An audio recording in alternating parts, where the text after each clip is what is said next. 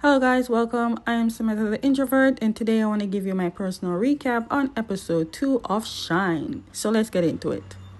It's the year 1960. That is like 9 years before the moon party. We see Krillert with his secret lover, Asawin. Yes, Krillert is gay, yet he's married to a woman. We will get to that reason soon. Asawin sees a ring that belonged to Krillert and wears it. He shows it to Krillert, saying he wants to wear it, but seeing that there is only one ring like that, if someone sees it in public, they would know who that ring belongs to. The thing about Asawin is that he's a popular actor, but he would rather give up all that career for his love for Krillert, but Krillert doesn't want that. Asawin wants to give up his acting and run away with Krillert and start a family with Krillert. But Krillert can't do that, especially with the career and position he's in. Later we see Krillert sitting down with this man, and he's a superior to Krillert in the law force. Krillert was shown a newspaper of a photo of Asawin stating he's missing, then placed the very ring that Asawin was wearing. Krillert knows Asawin was not missing but killed. The man took the ring and replaced it with another ring with the same red gem. I guess he doesn't want people to get suspicious if they see Krillert wearing it, or he doesn't want Krillert to wear the very ring that Asawin was wearing. The man then tells Krillert that he wants Krillert to marry his daughter. Yes, the woman Krillert is currently married to right now is the daughter of his superior. It is very sad that he lost a lover 9 years ago and had to hide his sexuality. He doesn't love his wife, and he was forced to marry her all because his wife's father sees a future in Krillert's potential. We then see him 9 years later reading a newspaper that will change his life. The newspaper got Krillert one idea to express his love by coding it in the newspaper. It is posted, but he gave an alias name, so no one will know who wrote it.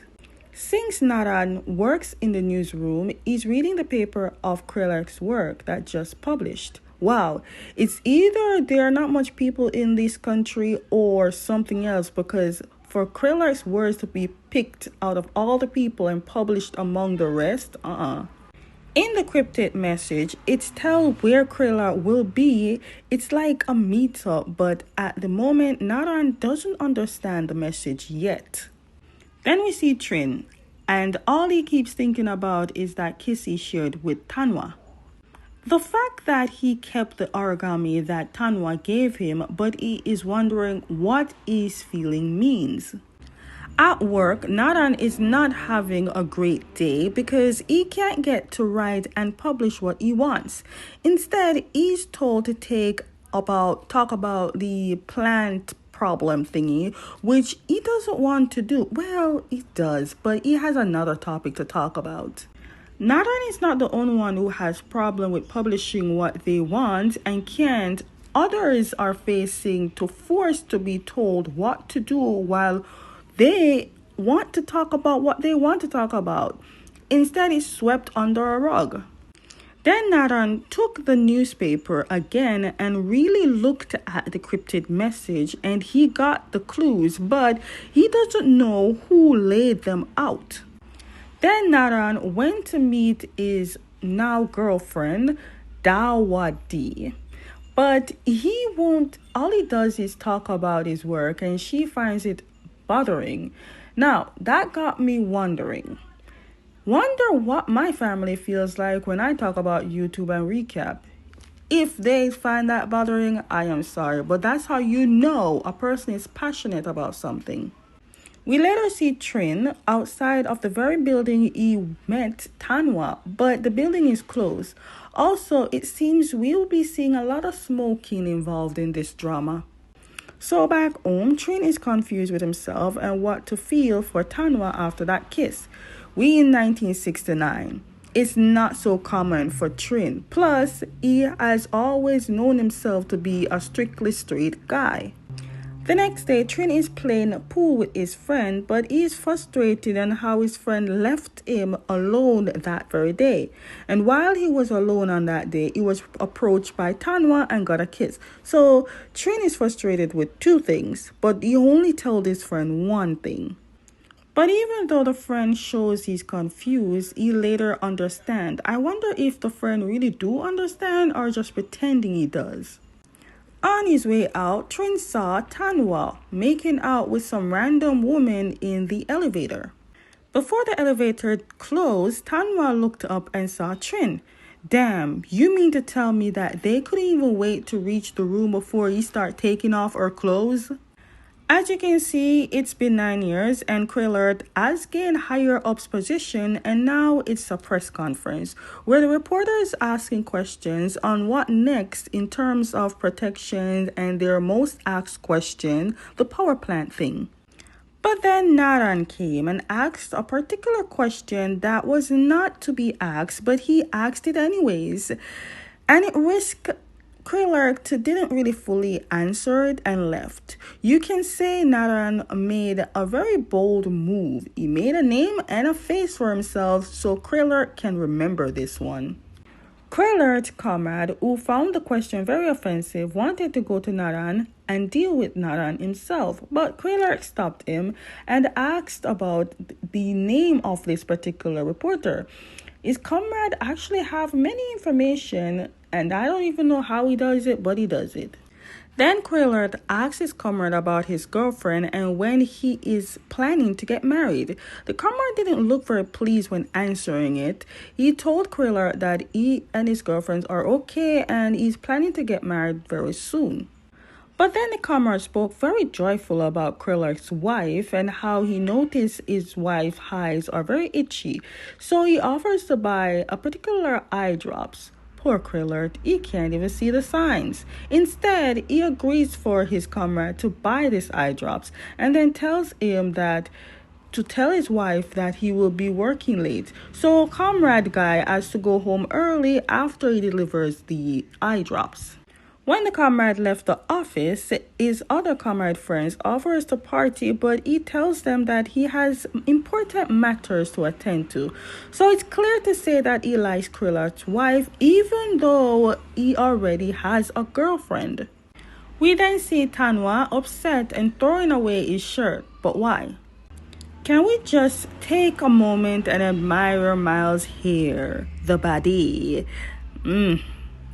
Let's continue. Turns out Tanwa is not just some random kid for a random man, but a random rich kid for a random rich man. They captured Tanwa and placed him in a car with his father, and the father then calmly asked him the day. He tells Tanwa that he let him do whatever he wants, but only ever asks him for 2 days out of his time, which is for his mother's death anniversary and the family merit thing. And today is one of those days. Yet Tanwa doesn't show any care of either one. His father then said Tanwa always spends his money, but then Tanwa tells his father that the money his father claimed is his belonged to his mother. So their mother is the breadwinner. Got it. Tanwa then tells his father that the only thing he regrets having for his father is the surname and the blood. Then he left the car. I do wonder what could have caused Tanwa to dislike this man of a father so much. Then we see Tanwa went to Moriya's room trying to kiss and flirt with her, but it didn't work and will not work always. Anyways, the reason Tanwa threw away his shirt was because his father accidentally tore the shirt. She's also the owner of the hotel they're in. They sat and they drank while Moriya tells her life story and struggles. Then Victor came to deliver a shirt for Tanwa. I have 2 questions. 1, how did Victor know Tanwa was in this room? And 2, how many jobs does Victor have? Victor sees Moriya in the room, the very same room. I know he's probably thinking something that Tanwa and Moriya is about to do things, because Tanwa has no shirt and his pants are both unzipped and unbuttoned. Then came the comrades to deliver the eye drops now it's night. So I'm assuming that Quiller's house is very far from the station.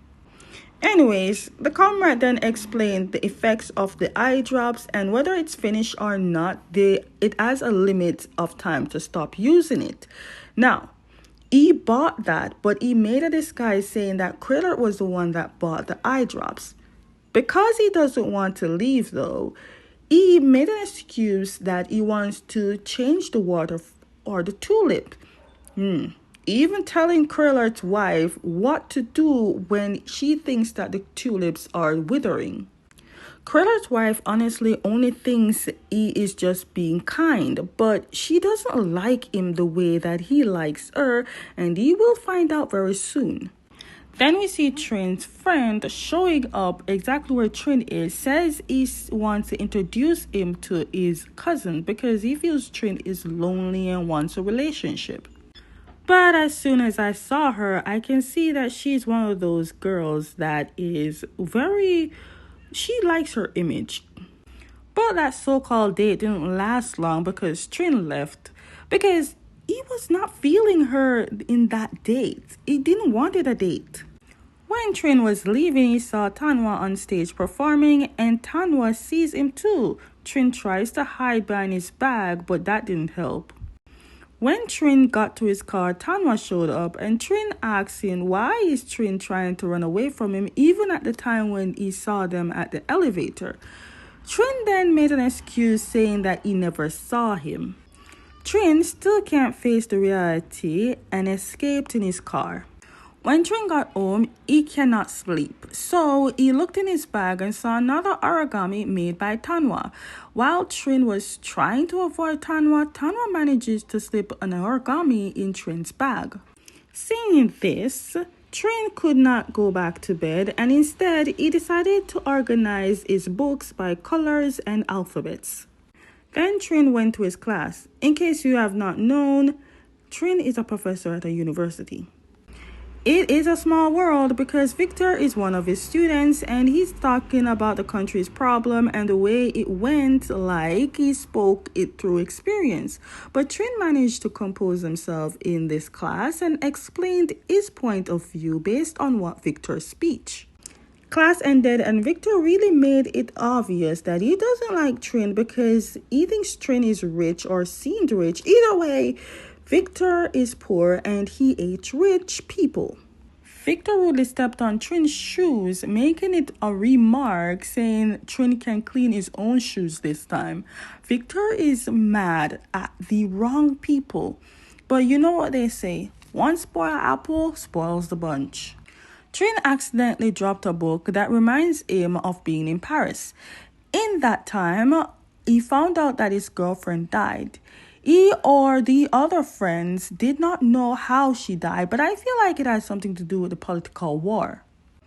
On that day, he found the very book, and now every time he looks at that book, it reminds him of the day he found out that his girlfriend died. Then we see Nadaran, who went to the location of the cryptic message in the newspaper, which is at the library. When he got there, he tells the librarian that he's supposed to meet someone. The librarian is clueless, and Nadaran started reciting the words from the messages. Again, librarian doesn't understand. And then the librarian tells Nadaran that the library is actually closing. But what Nadaran doesn't know though, while he was speaking those words from the message, the actual person who wrote it was there and he heard it. So now he knows the person came. Nadaran had no choice but to leave, but he is confused because the message clearly said that he should be at the library ending time and he is on time. Nadaran didn't leave. He waited until the library is actually closed and everyone left. Or at least that's what he thinks. Not everyone left. There's only one person that left inside. When Nadaran was inside, he's shocked to find out that the person he was to meet is Krillert. Hell, Krillert is shocked too because that brave reporter who asked him a question turned out to be this one who cracked his message code from the newspaper. Not then calling for help because he feels like Krillard will kill him. But instead, Krillard shows he didn't come here for that and actually meet, even introducing himself as their alias. Noran even made a joke about how it's a strange way to invite someone on a date. Then they started listing out the stuff they both find to like. They got something in common. Then the next thing you know, they started kissing. Okay, guys, that is the end of my personal recap on episode 2 of Shine. Stay tuned for my recap on episode 3.